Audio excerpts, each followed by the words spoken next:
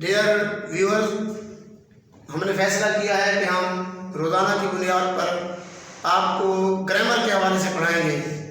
तो ग्रामर में सबसे पहले हम आपको टेंसेस पढ़ाएंगे। आपको पता है कि 3 ज़माने हैं, फिर हर ज़माने की 4 शाखें हैं, तो ये 12 ज़माने बनते हैं, जैसे प्रेजेंट, पास्ट और फ्यूचर। फिर हर एक की 4 शाखें हैं। इन टेंसेस को इतना गंभीर, मुश्किल और कठिन बना के पेश किया जाता है कि पढ़ने वाला बच्चा शुरू से ही मायूस हो जाता है। तो हमने इस चैनल के थ्रू आपके लिए इंतहाई सादा और सिंपल तरीका रखा है ताकि आपको समझ में आ सके। तो आज हम प्रेजेंट इंडेफिनिट से स्टार्ट कर रहे हैं। तो उम्मीद है कि अगर आप आखिर तक हमारे चैनल को सुनेंगे तो आपको प्रेजेंट इंडेफिनिट आसानी के साथ आप समझ सकेंगे। तो सबसे पहले मैं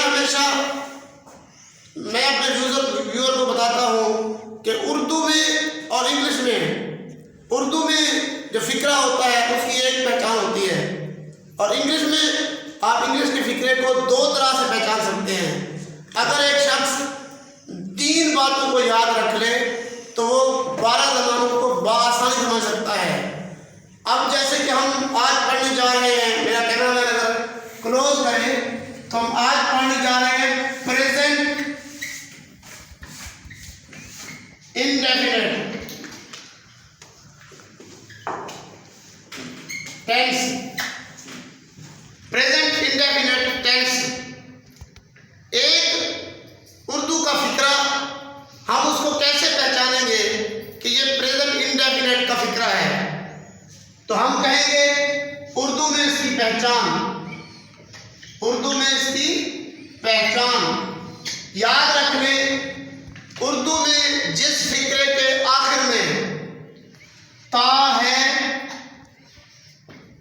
ती है, ते है, ता हूं वगैरह आ जाए तो आप समझ लें कि ये प्रेजेंट इंडेफिनिट का फिक्रा है। जैसे मैं स्कूल जाता हूँ, वो खाना खाता है, हम क्रिकेट खेलते हैं वगैरह। उर्दू फिक्रे के आखिर में अगर ता है, ती है, ते है, ताहू आ जाए तो आप समझ लें ये प्रेजेंट इंडेफिनिट का फिक्रा है। मैं एक उर्दू का फिक्रा लिखता हूँ, वो स्कूल जाता है। अब ऐसे ही आपने देखा कि आखिर में आ गया वो स्कूल जाता है, आ गया है। हम स्कूल जाते हैं, यहाँ गया ते हैं, यहाँ गया ता है। तो याद रख लें ता है और ते हैं और ता हो, ये उर्दू में पहचान है प्रेजेंट इंडेफिनिट की। ऐसे ही इंग्लिश में इसको 2 तरह से पहचाना जाता है। इंग्लिश में 2 तरह से इसको पहचाना जाता है। एक तो पहचाना जाता है फिक्रे को फॉर्म ऑफ वर्ब से, फॉर्म ऑफ वर्ब। ऐसे ही इंग्लिश का जो फिक्रा है वो 2 तरह से पहचाना जा सकता है, याद रख लें। प्रेजेंट इंडेफिनिट का जो इंग्लिश फिक्रा है उसको आप कैसे पहचानेंगे कि ये प्रेजेंट इंडेफिनिट का फिक्रा है?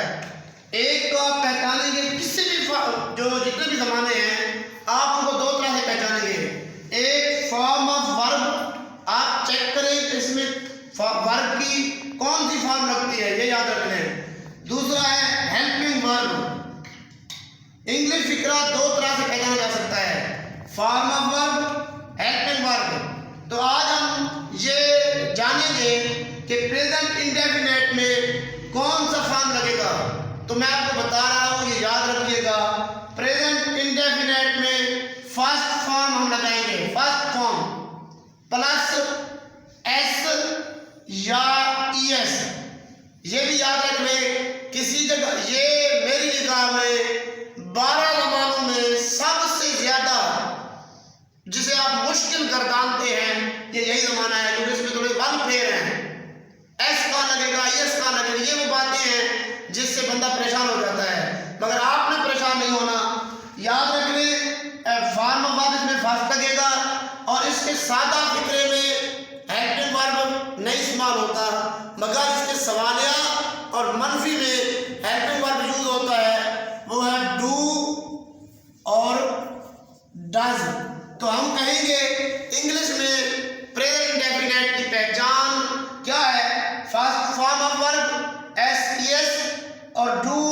डज, ये इसकी पहचान है। अब देखिए, अब आप सोचते होंगे एस के साथ एस और एस कहाँ लगते हैं, कहाँ नहीं लगते हैं। मैं आपको शॉर्ट बता रहा हूँ, उर्दू फिक्रे के आखिर में जहां ता है और ती है आ जाए, ता है और ती है आ जाए, वहां फर्स्ट फॉर्म के साथ एस या एस का इजाफा कर दें।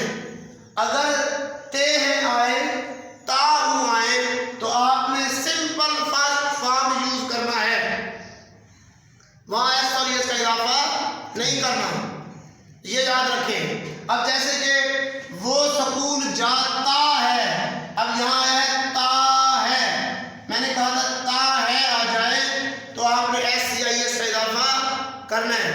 अब यहाँ आया हुआ ते हैं, तो ते है के साथ आपने इस्तेमाल नहीं करना। अब हम इसका इंग्लिश बनाते हैं, वो स्कूल जाता है। अब हम लिखेंगे ही, आगे लगेगा गो, ये गो है, यहाँ एस का इजाफा करेंगे क्योंकि यहाँ आया हुआ ता है, एस आ जाएंगे, S. He goes to school, he goes to school. अगर ये होता, अब जैसे यहाँ है हम स्कूल जाते हैं, मैंने कहा था ता है ती है आए, तो आपने वर्ब के साथ एस या एस का इजाफा करना है। अगर ते हैं आए, ता हो आए, तो आपने एस और एस का इजाफा नहीं करना। अब जब ये हम स्कूल जाते हैं, वही गो टू स्कूल। उम्मीद है व्यूअर्स कि जहां तक आप पढ़ चुके हैं आप समझ चुके होंगे। आप इस वीडियो को सुनने के बाद यहां तक जितना आपने सुना है, आप कमेंट में हमसे सवाल कर सकते हैं, हम आपके कमेंट में सवाल पढ़कर इंशाअल्लाह अगले वीडियो में उसके जवाब देंगे। उम्मीद है आप प्लीज़ स्माइल के इस चैनल को बगौर सुनेंगे, इसको लाइक करेंगे, सब्सक्राइब करेंगे और इसको शेयर करेंगे।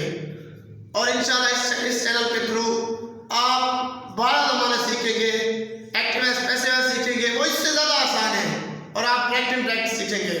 बहुत शुक्रिया।